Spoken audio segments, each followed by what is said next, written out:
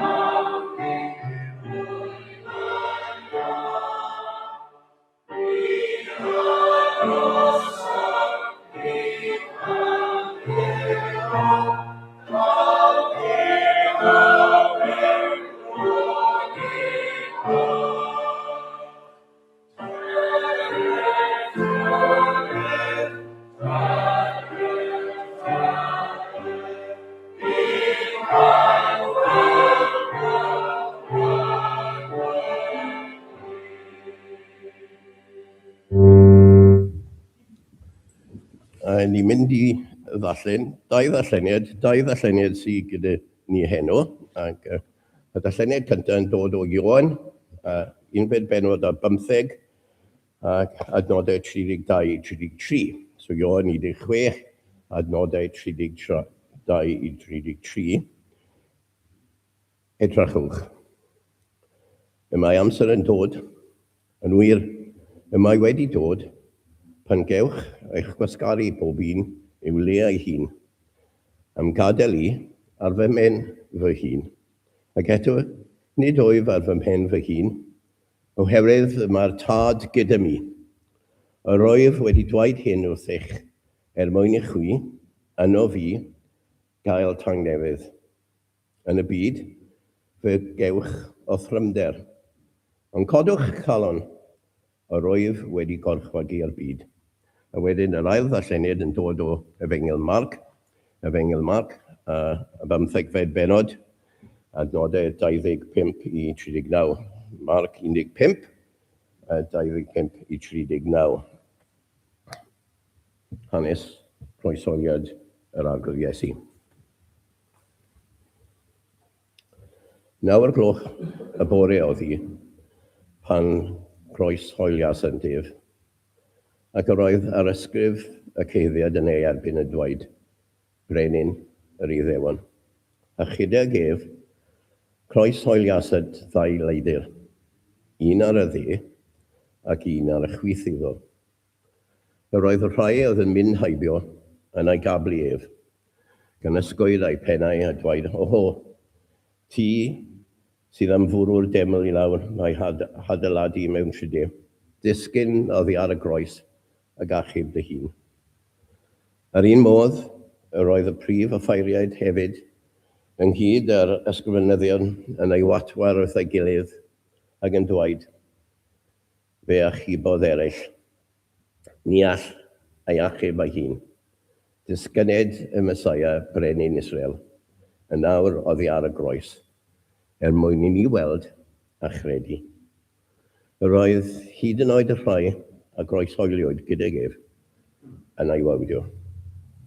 Y phan ddath yn hanner dydd, bu tywyllwch dros yr holl wlad hyd 3 o'r gloch y prynawn, ac am 3 o'r gloch, gwaeddodd Iesu a llef uchel.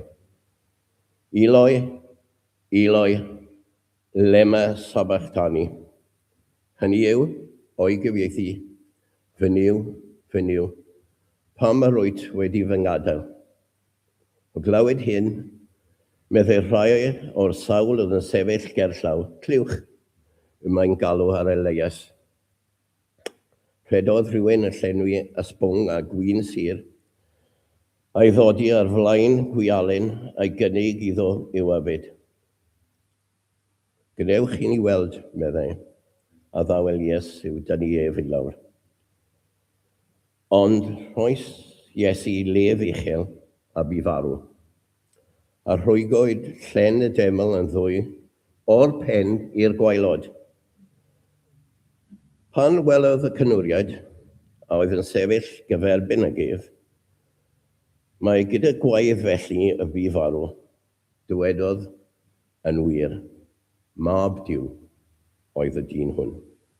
A dyna air Duw, ac yn ni'n diolch i Dduw am ei air sanctaidd, ac byddwn ni'n ystyried y gair hwnnw nes ymlaen yn yr Oedfa. Gawn ni droi at Dduw mewn gweddi, gawn ni gyd weddio, gawn ni gaisio wyneb yr arglwydd.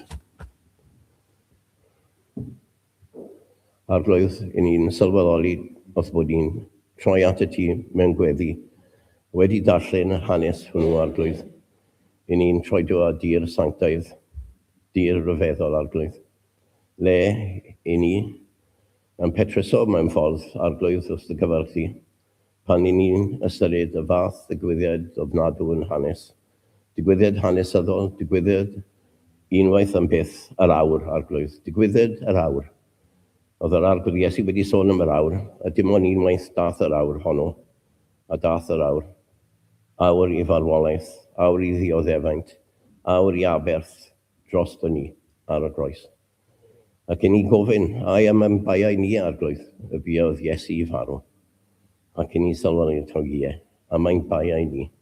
Buodd e farw yn ein lle ni, oedd e'n felltigedig ar groes. Unrhyw sy'n marw ar groes, yn sy'n ongen yn y groes, yn felltigedig, felly arglwydd dros ni. Ac oedd ti wedi mynd i ddryllio fe, arglwydd, ac oedd e wedi cael ei ddryllio mwyn ein cymweddu ni, mwyn i ni gael dod yn rhydd. I ni wedi canu arglwydd bod ni ddim eisiau tywyllwch, ni eisiau goleuni. Ac bod yna tywyllwch am 2 awr y diwrnod hwnnw, mae'r goleuni wedi dod, goleuni yn wyneb yr arglwydd Iesu. A diolch bod ni wedi cael gweld y goleuni hwnnw. A diolch bod y goleuni hwnnw yn tywynnu arno ni drwy gredu yn yr arglwydd Iesu, drwy y ffydd ti wedi roi i ni. A diolch arglwydd, ni canmol enw ti heno, bod ni wedi cael ein tynnu gerfydd yn gwallt bron y bod arglwydd, i mewn i'r goleuni rhyfeddol hwnnw, i dod yn stan o'r fab. Arglwydd, achos i ni, os natur, eisiau trigo yn y tywyllwch, eisiau llechu yn y tywyllwch, eisiau arglwydd bod yn gyndyn i dderbyn y gwirionedd, ni'n gyndyn i gyfleidio y pethau da yma. Ond diolch bod ti yn ein tynnu ni, bod yr ysbryd glân wedi gweithio yn y caloni ni, ac yn ni'n ganmol di. Felly arglwydd heno, i ni'n gofyn i ni gael gweld gogoniant yr arglwydd Iesu, i ni'n gofyn am yr ysbryd glân. Mae angen yr ysbryd arno ni arglwydd yn fawr iawn, i ti yn bywhau ni, i ti dynnu ni at y ti dyn ni, fel bod ni'n gweld mawredd y digwyddiad hwn, mawredd yr hyn wyt ti di wneud o arglwydd, bod yna drefn cael drefn I faddau pechod yn yr iawn. A diolch am y drefn honno sydd wedi cael ei darlunio I ni mor glir o arglwydd. Felly, i'n gweddio dros bob un sydd fan hyn bod ni heno yn ymateb i'r newyddion gwych yma sydd wedi dod drwy farwolaeth un dyn. Arglwydd drwy farwolaeth un dyn yn gaeth mewn pechod. A nawr drwy farwolaeth dy fab, I ni'n rhydd arglwydd. I ni'n rhydd o afel pechod. A diolch I ti am hynny. O arglwydd felly, bydd gyda ni, helpa ni, a na'n addoliad ysgwelyd I bod yn dda.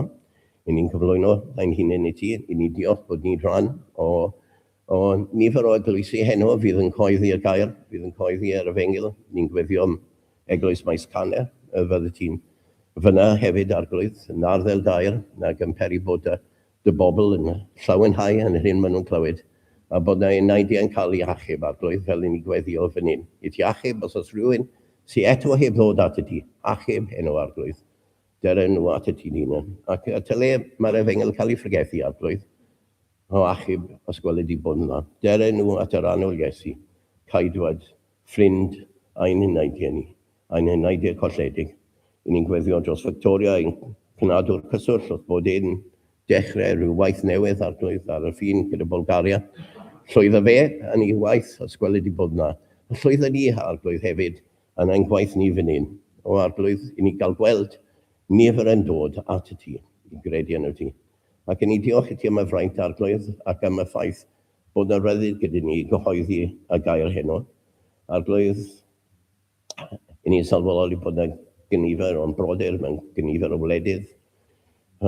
Clywson ni ar y nogaeth y bore yma bod y cenedloedd I ddod I dyfoli di.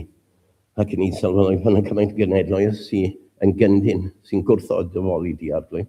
Le mae yna gaethiwed a eredigaeth a cysineb tu at y pobl di, tu at y ti dyn, tu at yr arglwydd Iesu. Felly ni'n gweddio dros rhaina hefyd. Rhaina sy'n methu bod yn rhydd yn ei moliant fel ni'n gallu bod. Felly o arglwydd, clyw yn gweddi ni nawr. Diolch bod ni'n gallu dod. Cofiau'n gwlad. O arglwydd, bywhad y waith yn ystod y dyddiau hyn. Yn ystod yr wythnos yma yn y gynadledd a llefydd eraill arglwydd. I ti beri bod y saint yn gorfodderu a bod y nifer yn dod unwaith eto I ymddiried yn yr arglwydd Iesu. I ni gofyn hyn I gyd yn enw ac yn haeddiant a'n caedwad bendigedig. Amen.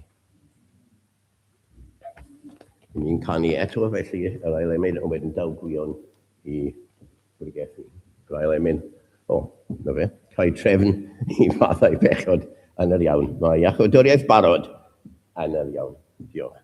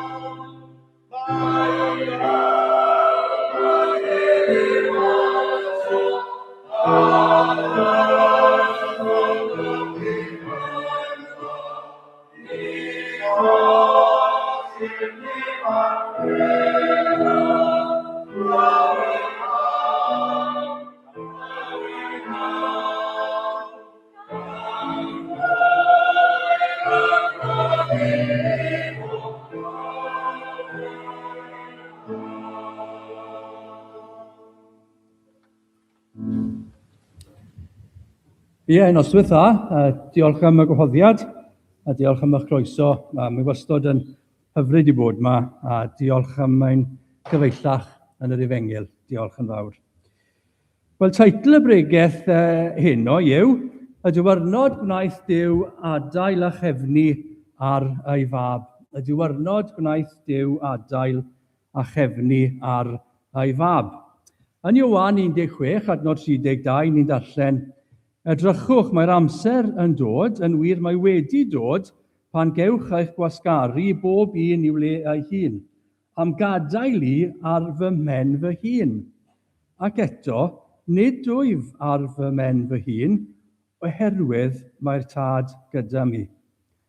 Marc 15, adnod 34, Marc 15, adnod 34, ac om 3 o'r gloch gwaeddodd Iesu a llef uchel, Eloi, Eloi, lama sabachthani, hynny yw o'i gyfieithu, fy nyw, pam rwy ti wedi fy ngadael.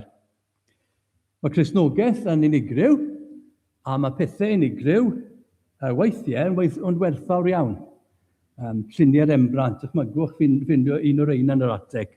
Mae hwnna'n werthfawr iawn, un o'r lluniau Rembrandt. A chi a fi, ni'n unigryw, ni'n debyg iawn i'n gilydd, ond eto ni'n wahanol. Ond ni'n werthfawr iawn i'n gilydd. Na, mae Cristnogaeth yn grefydd unigryw, ac mae'n grefydd gwerthfawr dros ben. Oherwydd mae'n cynnig adferiad llwyr. Mae'n cynnig berthynas newydd gyda Duw ein creawdwr, maddeuant bechodau a bywyd tragwyddol. A fel pam?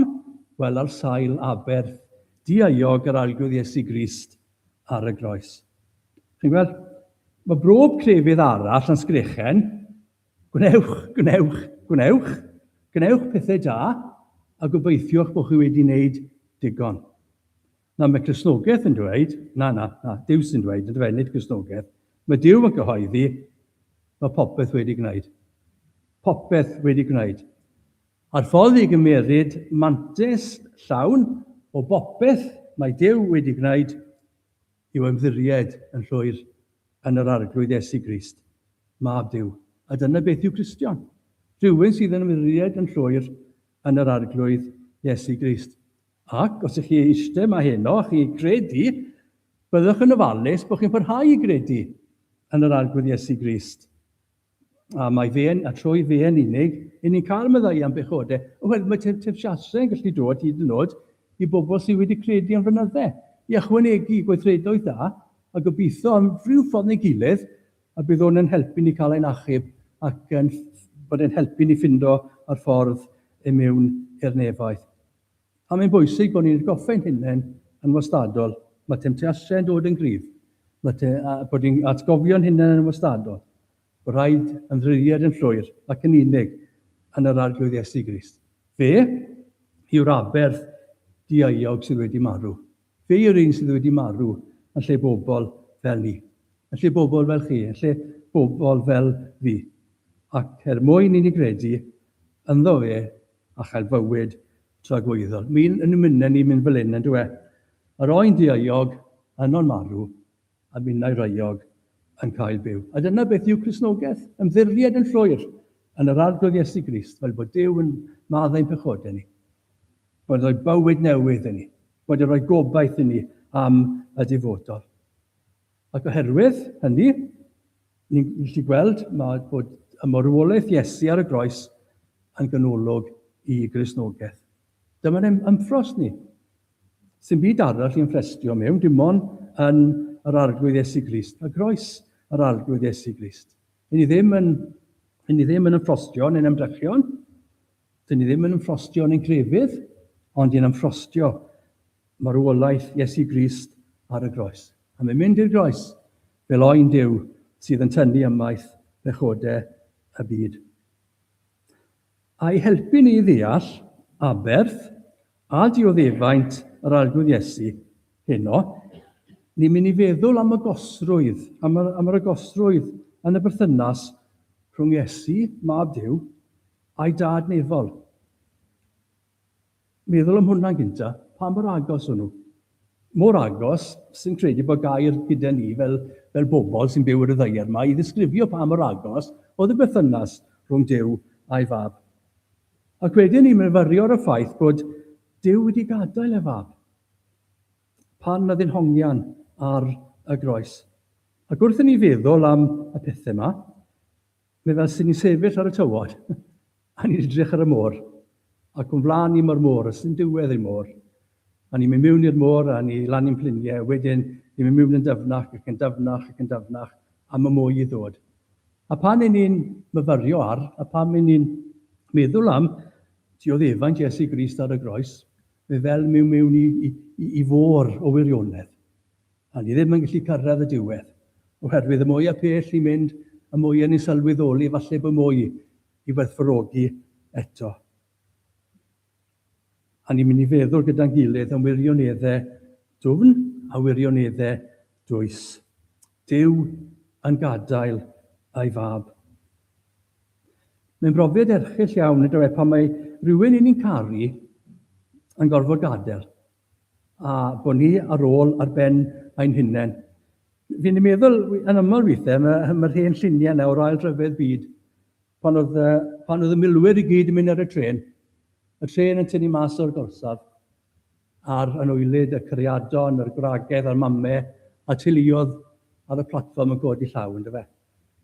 Teimlo mor unig, mor wag, wedi gorfod ffarwelio.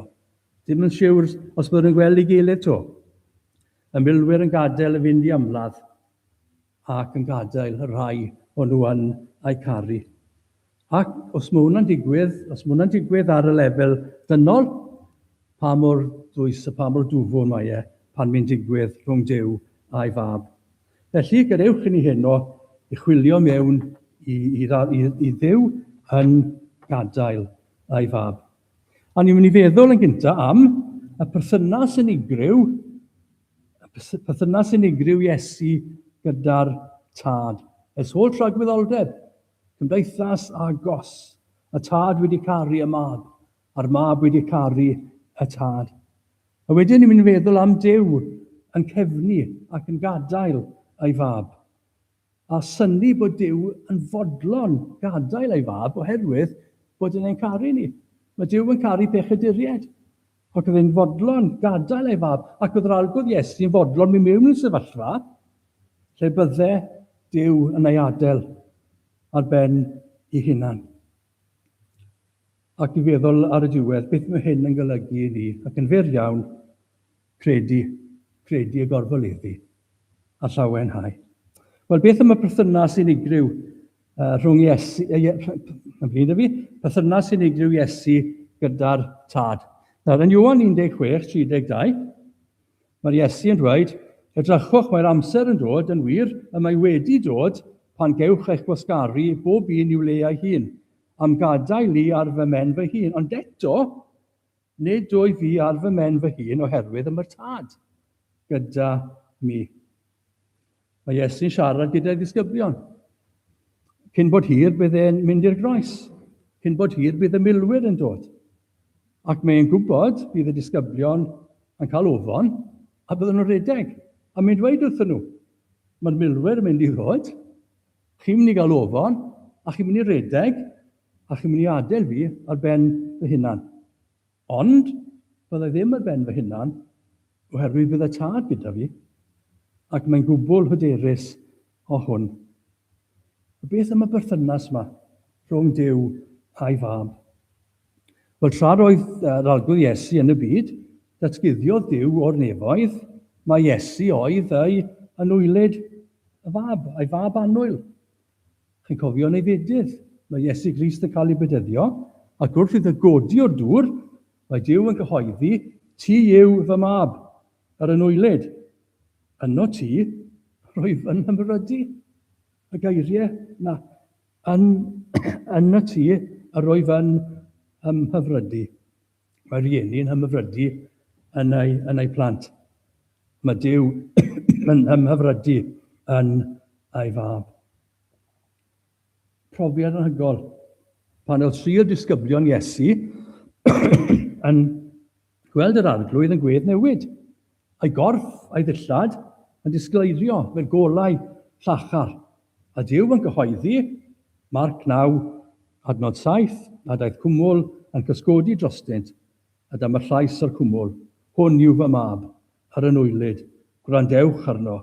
Chi sylwi to y geiriau? Fy mab, anwylyd. A pan oedd Iesu yn dysgu, dywedodd Iwan 10:30, mae fi a'r tad un ydym. A mae'n eto'n pwysleisio y berthynas agos dros ben rhwng Iesu, mab Duw, a'i nefol dad. Roedd y tad yn hymyfrydu yn Iesu, ac roedd Iesu yn hymyfrydu yn ei dad. A pan ni'n hoffi person yn fawr, pan ni'n caru rhywun yn fawr, ni'n dymuno al amser dyn nhw. A felly ni'n darllen am yr arglwydd Iesu yn ala trwy'r nos, treulio'r nos cyfan, yn gweddio ar ei dad. Yn cymuno ac yn mwynhau presenoldeb ei dad. Cyn i'r arglwydd Iesu ymddangos yn ein byd ni fel baban ym Bethlehem. Yr oedd am holl rhagwyddoldeb wedi bod mewn perthynas perffaith a hyfryd gyda tad. Y tad yn caru y mab, a'r mab yn caru y tad yn berffaith. A pan daeth Iesu i'r byd, parhaodd y berthynas, y tad yn caru y mab, a'r mab yn caru y tad. A mae hwnna'n digwydd yn dweud ni, os yw rhywun i ni'n caru, symud i dre arall, neu gwlad arall, mae'r berthynas yn parhau yn dweud. Bod ni ddim yn agos i'n gilydd, o ran bod yn yr un ystafell neu yr un dre, i ni, mae'r berthynas yn parhau. Mae Iesu yn dod yn gadael y nefoedd. Mae'r berthynas yma rhwng fe a'r tad yn parhau. A dyma Iesu nawr yn siarad gyda'r disgyblion. Fe ar fi'n rhoi ei hunan fel aberth diaiog dros bechod. Mae'n gwybod bydd y disgyblion yn cefnu arno fe. Ond mae'n hyderus bydd y tad gyda gef. Edrychwch mae'n dweud. A mae amser yn dod, yn wir, mae wedi dod, pan gewch eich gwasgaru bob un i'w lle ei hun, am gadael i ar fy men fy hun. Eto, nid o'i fi ar men fy hun, oherwydd y mae tad gyda mi. A mae'n dweud wrth y disgyblion, chi'n mynd i'n gadael i, ond bydd y tad gyda fi. A mae'n gwbl hyderus o hynny, oherwydd y perthynas unigryw yma rhwng Iesu a'r tad, rhwng Duw a'i fab. A mae'r arglwydd Iesu gyhoeddi'n hyderus, bydd y tad gyda fi. Ond wedyn ni'n dod i'r ail bwynt heno, bod Duw yn gadael ei fab. Mae Duw yn gadael ei fab. A ni'n troi nawr i Marc pennod 15, adnod 34. Ac yn 3 o'r gloch, gwaeddodd Iesu a llef uchel, Eloi, Eloi, lama sabachthani. Hynny yw o'i gyfieithu, fy niw, pam yr wyt ti wedi fy ngadael. Wel, mae Iesu nawr, mae'n hongian ar y groes. A pan mae Iesu'n hongian ar y groes, mae pethau rhyfeddol, pethau arwyddocaol iawn yn digwydd. A mae Duw yn gadael ei fab. Hwna'n dirgelwch enfawr, fel mae Duw yn gadael ei fab. Ac ni'n gallu chwilio am y geiriau addas, ond rhyw ffôn y gilydd, nid yw'n geiriau ni yn ddigon i ddisgrifio y profiad o Duw yn gadael ei fab. Ond, wrth ni ddarllen, Marc 15, ni'n clywed a ni'n darllen bod y glynion Iesu yn ei watwar. Maen nhw'n dyrmygu. Maen nhw'n galw mas, os ti yw y Mesaia, dir i lawr o'r groes, a wna'n credu daw ti yw y Mesaia.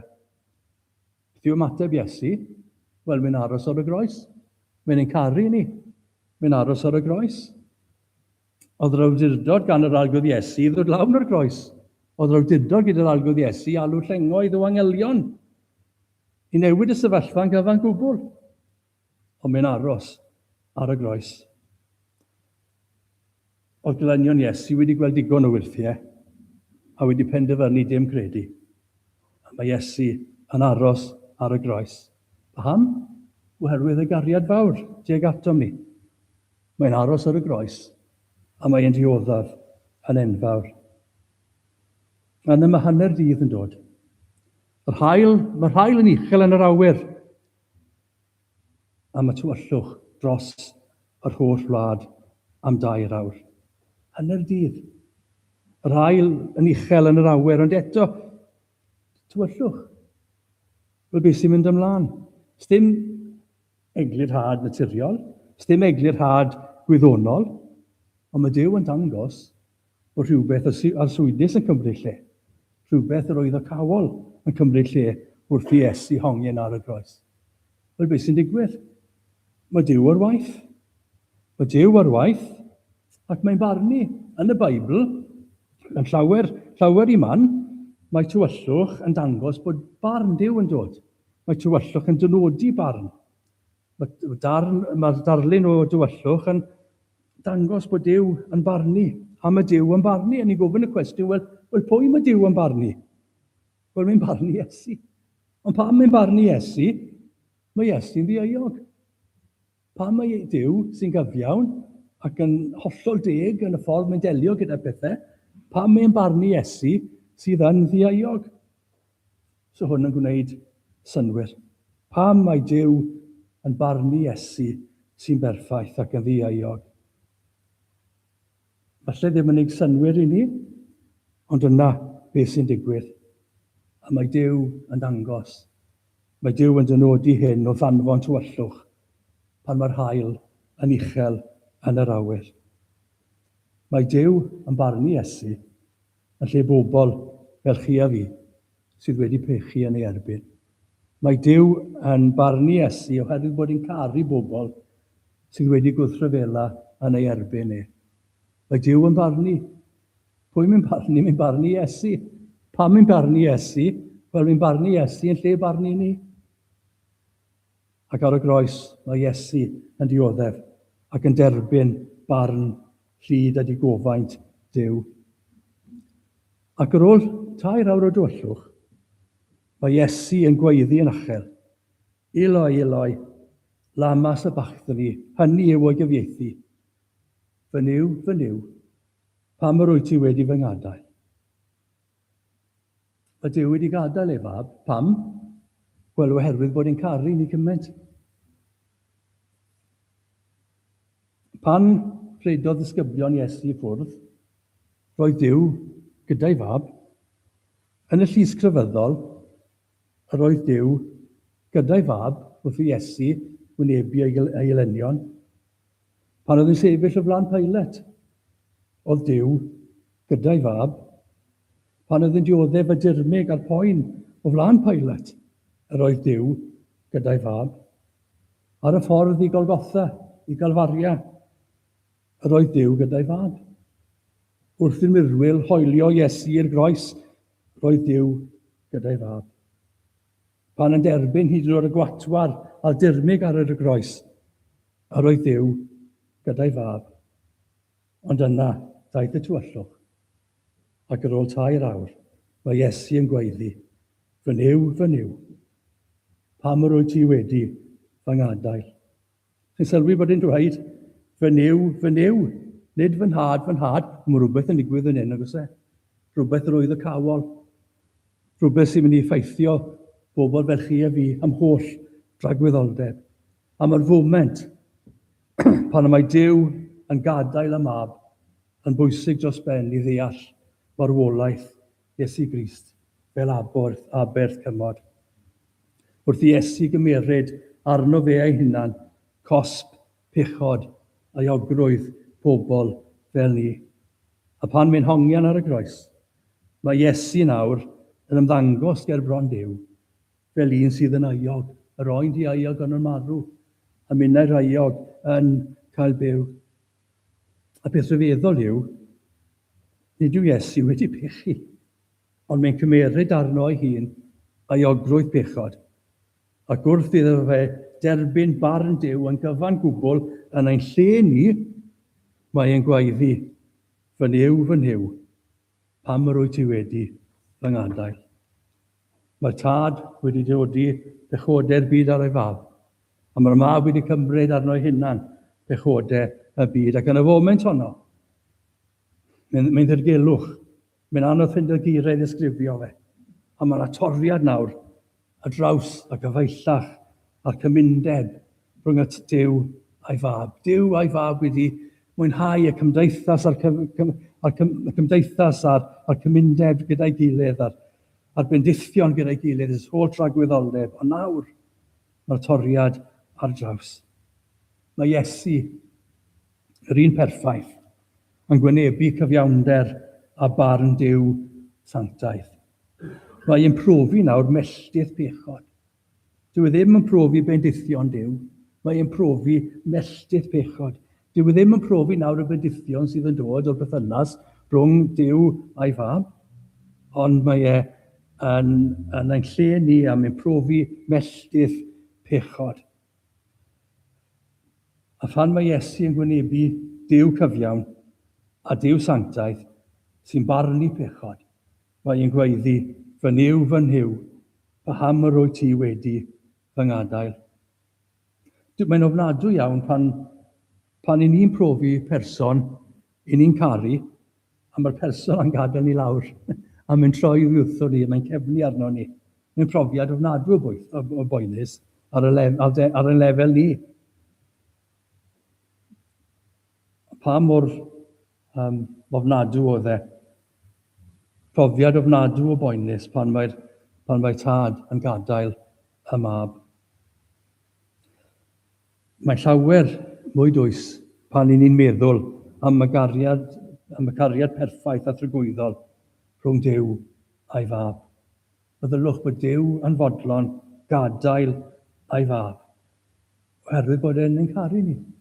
A bod y mab yn fodlon mynd i'r man lle bydde Duw yn fodlon mynd trwy profiad, lle bydde fe'n gwybod bydde Duw yn ei adael tro cynta yn holl rhagwyddoldeb, wrth iddo dderbyn cosb ein pechod ni. Mae Duw, mi'n yr ymynedd, fi'n cofio pyn i nhw yn sôn bod Duw yn pellhau pan mae pechod. Ar y groes, mae Duw yn pellhau oherwydd bod Iesu wedi cymryd arno ei hunan yn ei ogrwydd ni. A mae Duw yn pellhau cymaint bod Iesu Grist yn dweud, fy nyw, paham yr o'i ti wedi fy ngadael. Mae Duw yn tynnu bant. Mae Duw yn tynnu ffwrdd. A mae'r cyfeillach milus na gyda'i fab yn torri. Ni'n clywed pobl weithiau yn sôn am amgylchiadau ofnadwy. A maen nhw'n gweud pan mae bobl yn mynd trwyddo amgylchiadau ofnadwy, ath hi neu fe, ath yn trwydd uffern. Bobl yn defnyddio y term hell on earth yn diw nhw. Wel, pan mae Duw yn gadael ei fab ar y dydd Gwener hynny, mae gallwn dweud, be dioddefodd Iesu yn fawr ar y groes. Dioddefodd ein uffern ni ar y groes. A paham mae hyn i gyd yn digwydd? Oherwydd bod Duw yn caru bechaduriaid. Y mab yn gweiddi allan, fy nyw, pam yr o'i ti wedi fy ngadael? Oherwydd bod e'n caru bechaduriaid. Bod Duw yn caru bechaduriaid. A mae Iesu yn dweud fy nyw, pam yr o'i ti wedi fy ngadael, gyda'r llais uchel. Ond ddim yn rwydd, braidd yn amosibl i bobl yn hongian ar y groes i galw mas yn uchel. Diffyg anal, ond oedd yr algwydd Iesu Grist gyda'r anal, gyda'r nerth, gyda'r gallu i weiddi allan fy nyw, paham yr o'i ti wedi gadael. A wedyn, ychydig ar ôl ni'n mynd dweud, gorffennwyd. Ac oherwydd mae Iesu'n gweud gorffennwyd, a oherwydd bod Iesu yn trofi y profiad erchyll yma, i ni'n gallu canu cael drefn i faddau pechod yn yr iawn. Wel, beth mae hyn yn golygu i ni? Wel, os chi'n credu hynno, diolchwch, llawenhewch, moliannwch, bod Iesu wedi dioddef yn y fath ffordd. A mae'n bwysig bod ni'n myfyrio yn aml iawn ar ddioddefaint Iesu Grist. Oherwydd mae'r ffordd i osgoi crefydd yn mynd yn faich ac yn oer. Chi'n twmlo weithiau bod eich crefydd chi'n mynd yn faich ac yn oer?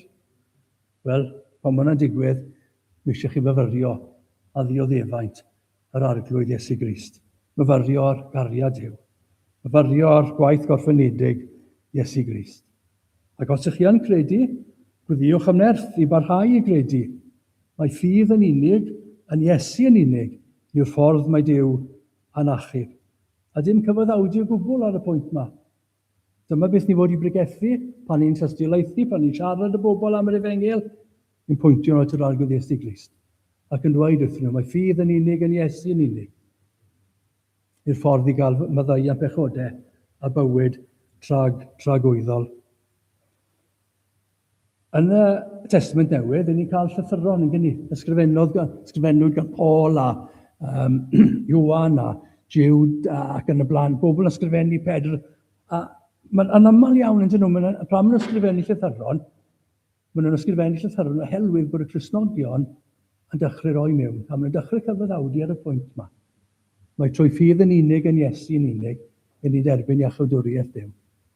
A mae Paul a Iwan ac Gwyddill yn atgoffa ni ac yn rhybyddio ni i aros yn gadar ac i glyniodd ac i ddal yn sownd at y ffydd sydd wedi rhoi unwaith ac yn byth i'r saint. Ac oherwydd bod Duw wedi gadael ei fab ar y groes, os ydych chi'n Gristion, chi'n gwybod bydd Duw byth yn eich gadael chi. Felly, beth bynnag sy'n digwydd, heddi, fori, wythnos hyn, gweddill y blwyddyn nesaf, gweddill yn bywydau ni, beth bynnag yw'r profiad, sy'n os pam y dywyll yw e, pam yr erchyd yw e, mae'r arglwydd gyda ni. Pan ni'n efengylu, mae'r arglwydd gyda ni. Pan ni'n mynd trwy goffrymderau, mae'r arglwydd gyda ni. A mae di addo byth a'n gadael ni. Bydd y gyda ni'r holl ffordd i'r bedd, a'r ffordd i farwolaeth. A hefyd bydd y gyda ni yr ochr arall i'r bedd. Ac os ych chi'n eistedd yma heno, a chi'n sylweddoli bod chi ddim eto wedi dod i gredu, credwch. Bydd mae Duw yn addo bod pwy bynnag sy'n galw ar enw yr arglwydd bydd yn gydwedig. Mae Duw yn cynnig iachawdwriaeth. Cofiwch nawr, mae bob crefydd arall yn sgrechen, gwnewch, a gobeithiwch bod chi'n gwneud digon. Mae Duw yn dweud, popeth wedi gwneud. Mae gys ydych chi'n gwneud yw ymddiried yn llwyr yn Iesu Grist. A dylwch yn sownd i'r Efengil. Fel gadewch i ni weddio. Arglwydd yn Duw, ni'n troi ata ti, yn diolch i ti am yr Efengil sanctaidd, yn diolch pan o'n i mewn carchar tywyll di, bod ti wedi rhoi goleuni i ni. A ni'n gweddio arglwydd y bydd yr Efengil yma yn rhedeg allan, a bydd bobl yn dod i gredu wrth iddyn nhw i glywed. Helpa ni arglwydd i fod yn ffyddlon i'r Efengil. Helpa ni arglwydd i fod yn ffyddlon pan ni'n tystiolaethu, a hefyd arglwydd helpa ni fod yn ffyddlon i'r arglwydd Iesu yn y ffordd i ni'n byw o ddydd i ddydd. Felly o Dad, derbyn ein diolch yn enw ein arglwydd Iesu Grist. Amen.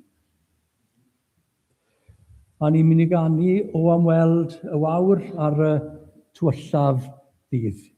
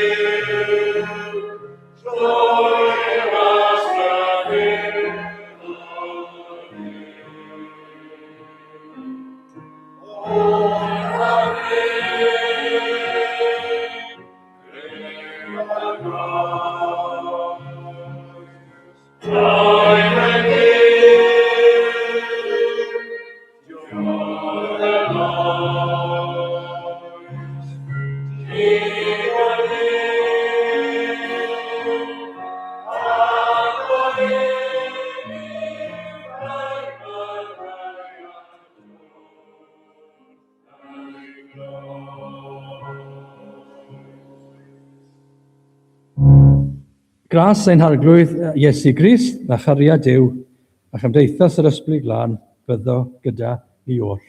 Amen.